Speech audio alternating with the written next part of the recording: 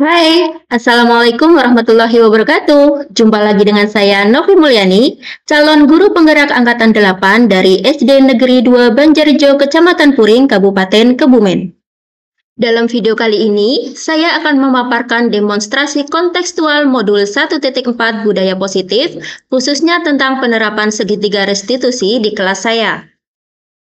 Sebelumnya, perlu kita ketahui bersama bahwa restitusi adalah proses dialog untuk menciptakan kondisi bagi murid agar memperbaiki kesalahan mereka sehingga mereka bisa kembali pada kelompok mereka dengan karakter yang lebih kuat.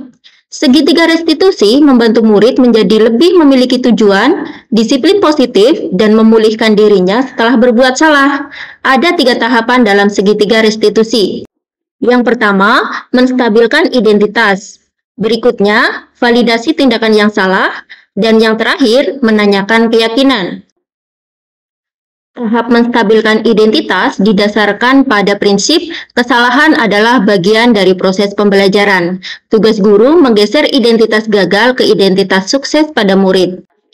Tahap validasi tindakan yang salah berdasarkan pada prinsip bahwa setiap manusia memiliki kebutuhan dasar yang harus dipenuhi. Guru menggeser pemikiran guru sebagai stimulus respon menjadi proaktif. Mengenali dan mengakui kebutuhan murid akan memperbaiki hubungan guru dengan murid. Pada tahapan yang terakhir, yaitu menanyakan keyakinan, murid diberi pertanyaan-pertanyaan bermakna yang akan memunculkan motivasi intrinsik.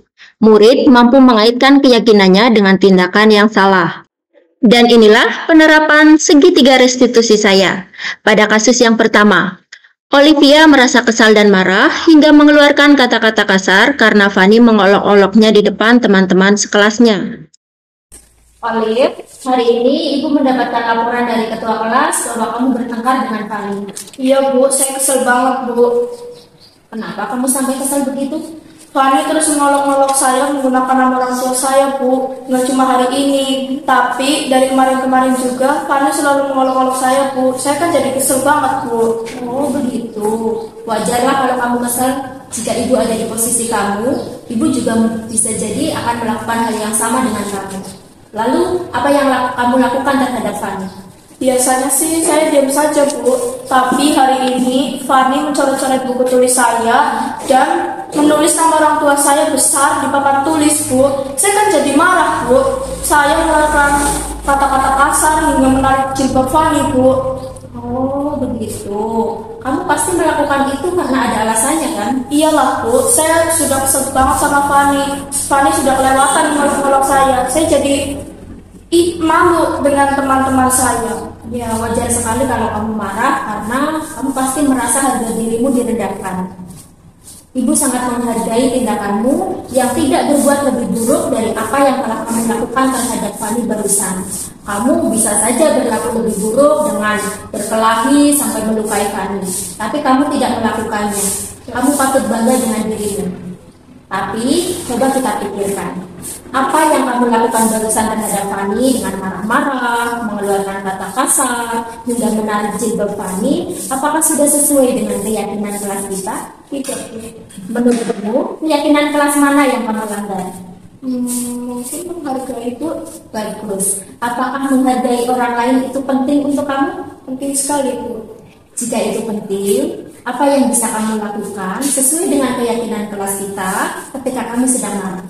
Menahan diri dan bersabar Bu. Apakah kamu bersedia memperbaiki masalah ini? Bersedia Bu. Apa yang bisa kamu lakukan untuk memperbaikinya?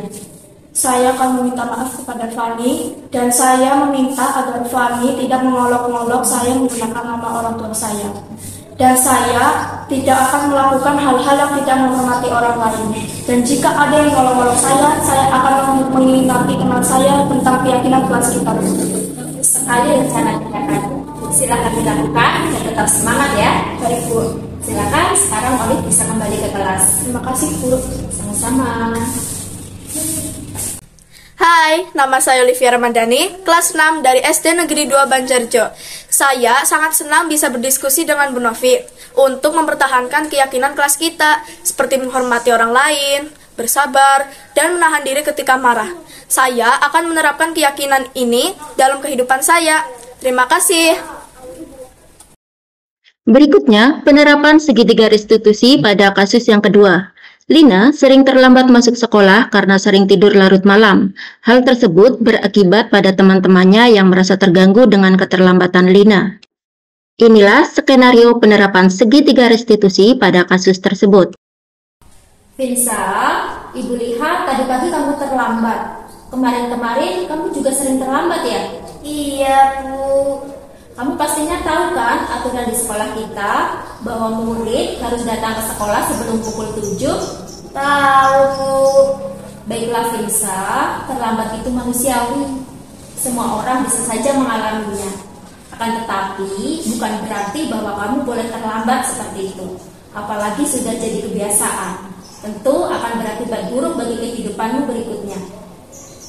Nah, coba kita pikirkan solusinya bersama. Setuju?